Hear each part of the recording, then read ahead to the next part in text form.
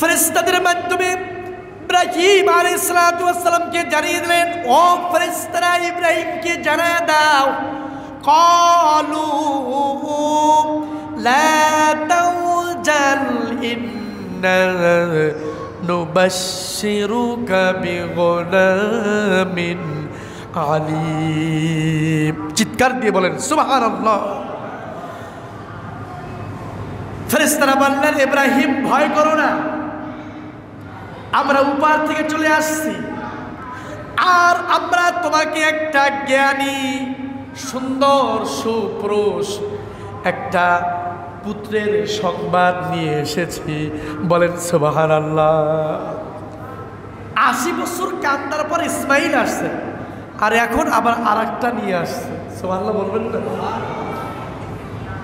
যখন ফেরেশতারা আসছে আর এই সংবাদটা যখন ফেরেশতারা ইব্রাহিমকে দিয়েছেন, তখন ইব্রাহিমের বয়স হলো 100 কত কত 100 বছর হয়ে গিয়েছে।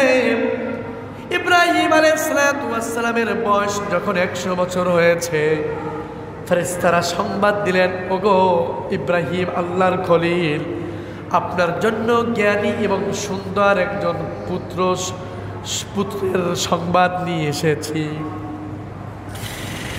এমনকি এত সুন্দরভাবে যিনি গরুর গোশত কাবাব করে দিলেন,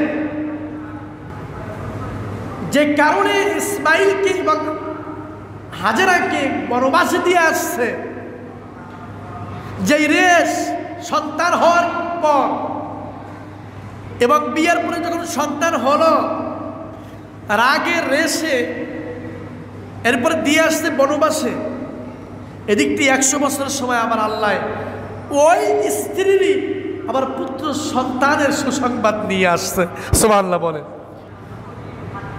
যিনি বুড়া খিচুড়ি দিলেন, বুড়া গোস্ত দিলেন, গরুর গোস্ত যিনি বুড়া করে দিলেন, ফেরেশতারা বললেন, এমনকি ইব্রাহিম আলাইহিস সালামের স্ত্রীকেও সুসংবাদ দেওয়া হলো। قائمة فضحكت فبشرناها بإسحاق ومن وراء إسحاق ইয়াকুব। এবার স্ত্রীকে কি সংবাদ দিয়েছেন? কেন? প্রায় 100 বছরের কাছাকাছি তো সন্তান নাই, নিঃসন্তান, মনের মধ্যে কষ্ট, এরপর আবার সতীনে রয়েছে সন্তান, মনের মধ্যে একটা কষ্ট, কষ্টের পরে একটা সুসংবাদ আসলেন, সুসংবাদ দেন নাই।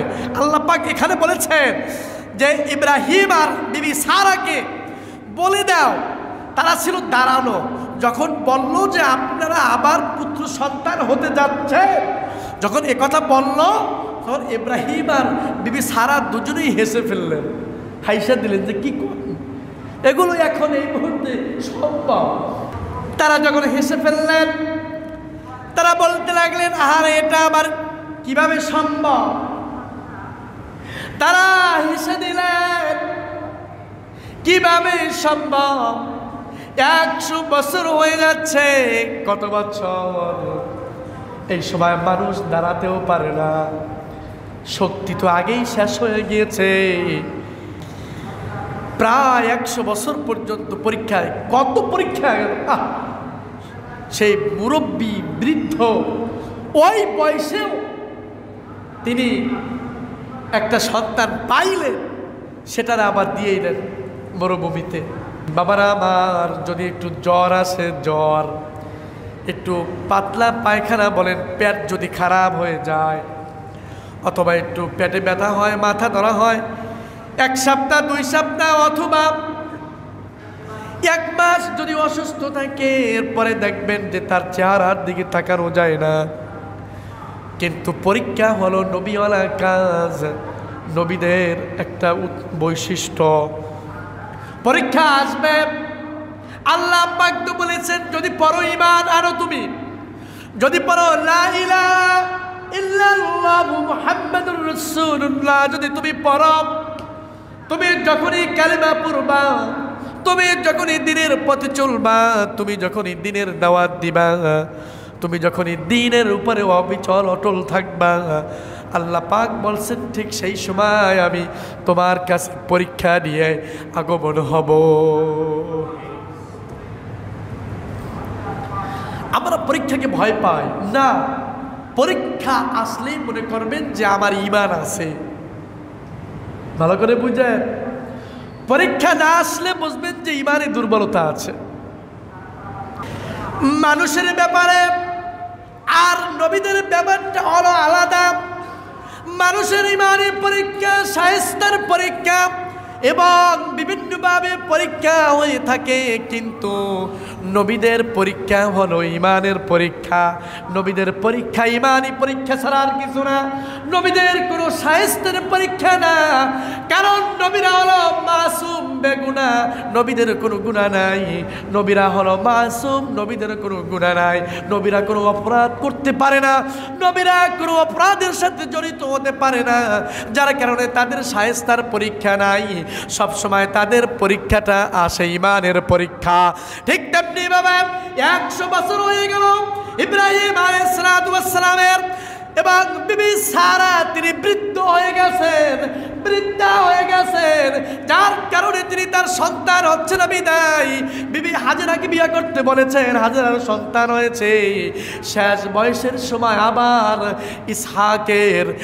ইসহাকের সুসংবাদ আল্লাহ পাক দিয়েছে, আবার দিয়েছেন ইসহাকে। বন্ধুরা আমার, আল্লাহ রাব্বুল আলামিন বললেন, শোনো ও ইব্রাহিম আর সারা, এমন একটা সন্তানের আজকে তোমাকে সুসংবাদ দিয়ে যাচ্ছি।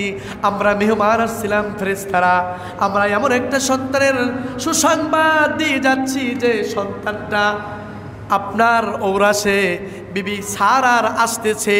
শুধু তাই নয়, ইসহাক ইয়াকুব, আমি ইসহাকের পরবর্তী ইয়াকুবের সুসংবাদও দিয়ে দিলাম। এর মানে হচ্ছে ইসহাকের পরবর্তী যে ইসহাকের পরবর্তী যে নবীর বংশ হলো ইয়াকুব, আমি ইয়াকুবের পর্যন্ত সুসংবাদ আমি আপনাকে দিয়ে যাচ্ছি।